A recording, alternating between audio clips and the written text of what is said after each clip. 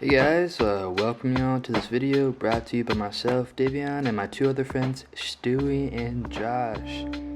We've been blessed today with an Injector tug kit by carrottoptuning. We've been buying their products for quite a while now, and let me tell you something, they do not disappoint. I love this braided Injector tug kit right here, and as you can see, they make things very simple. And we got two types of variations for the intake temp sensor here, depending on what kind of model of car you have. And then we also have this 12-pin plug-and-play pin connector, and also this little piece right here is also going to help sort these pins.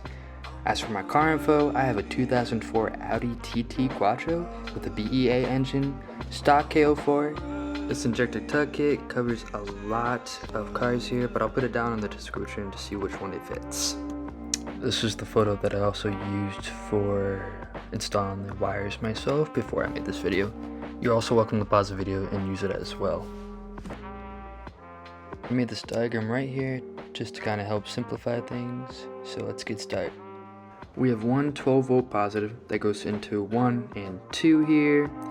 And we have 3 wires for the camshaft position. Blue and brown go into number 3. Green and purple goes into 4 here. Yellow and purple go into 5. And then there's 2 intake temp wires. Brown and black are going into number 6. And then the green wire is going to go into number 7. However, number 8 is going to be a dead wire. You'll have an extra pin for that. We have 4 wires for the injector. We got the first one. Purple is going to go into 9. Green here, purple, is also going to go into 10. Right here. Red and purple is going to go into 11. And then blue and purple is going to go into 12.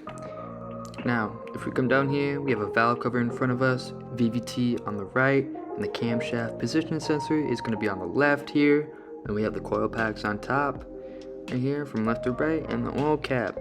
Now, for number 1, which is purple, we're going to assign it to number 9. Number 2 with green and purple, we're going to assign it to 10. Number 3 with red and purple, we're going to assign it to 11. And then number 4, blue and purple, we're going to assign it to 12. Here's a view of my engine bay. We want to disconnect the battery here to make it safe for all electronics when you plug and unplug. Disconnect any vacuum lines such as the diverter valve and the FPR. Next, you want to unclip these from the injectors itself so you have more access. And then right after, you want to have these 3 hooks that are on the fuel roll itself. Using a flathead will really help disconnect these and take it off completely. Right after, you want to disconnect the camshaft position sensor that you see right here. And then next, there is a knock sensor right under the intake manifold. It is kind of hard to get to, but after a little patience and time, you should be able to disconnect it. And right after, you just want to pull it out and set it aside. Next, we have these clips on here that you just want to unhook so you can free up the wiring harness. You go under and out, and then you should be able to remove the skeleton.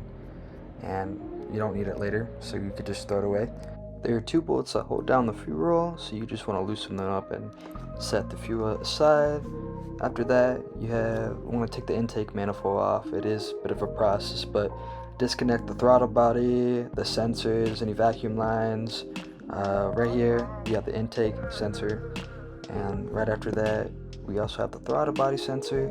The throttle body is a little harder to access, but after a few tries, you should be able to get it off. Next, you want to do the PCV. Remove any Jubilee clips or one-time use clips. You also want to take out the oil stick. They're a little bit fragile, so be a little careful.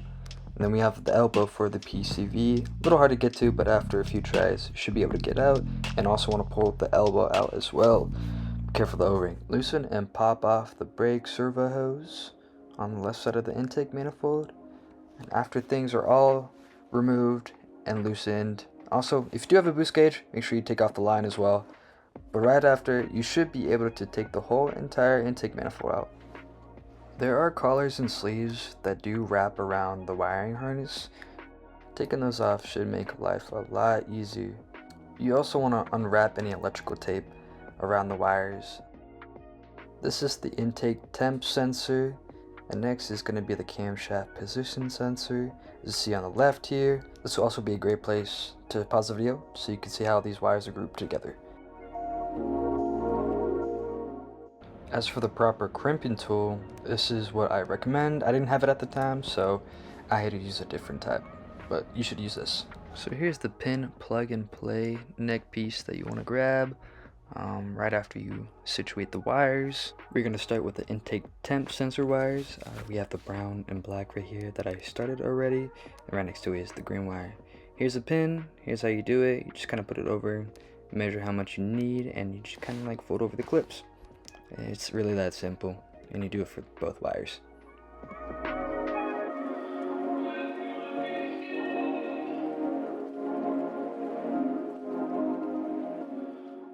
So up here we have brown and black, and on the bottom we have the green wire. Brown and black is going to go into pinout 6, as you can see right here, and the green wire is going to go into pinout 7. And you want to make sure that you hear the click sound right after you install them.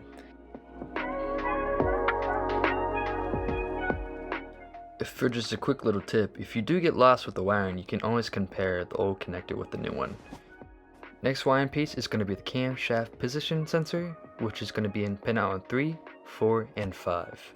Blue and brown is going to be in pinout 3. There you go, slide it in and make sure you hear that click noise. Green and purple is going to be in pinout 4. And the last wire is going to be into pinout 5. Now that we install the camshaft wires, next is going to be our 12-volt power cable. My car has one 12-volt cable, so we had to split it into 2. Other cars may have 2 of them already. So, as you can see, you put them into pinout 1 and 2. After installing the power wire, we're going to do pinout 12, which is going to be the 4th injector.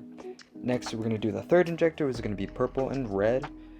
We chop off the insulin, put on the pin, and then right after that, we can install it into pinout 11. Next is going to be green and purple, which is number 2 injector. That is going to be into pinout 10. Last but not least is going to be injector 1, which is the purple wire. That is going to be put into pinout 9. Once all the wires are in place, you want to put this plastic piece in just to kind of help organize and situate the pins in the right place.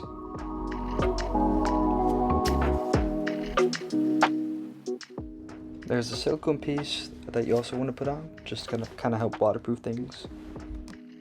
Once everything is together, you could just kind of clip it on, like such. Unfortunately, 2 of the pins came out, so do make sure that the pins are on tight. As you've probably seen in the previous clips, the copper wire was exposed for the 12-volt red and black cable, so we did use some sealant to protect it from corroding. Wire is in, plugged in, and then right after, you just gotta plug them into the injectors. I hope you guys enjoy this video, and I hope the car is gonna look much cleaner for you. I appreciate you for watching, and as you can see, my car was able to start up right away. Thankfully. God bless.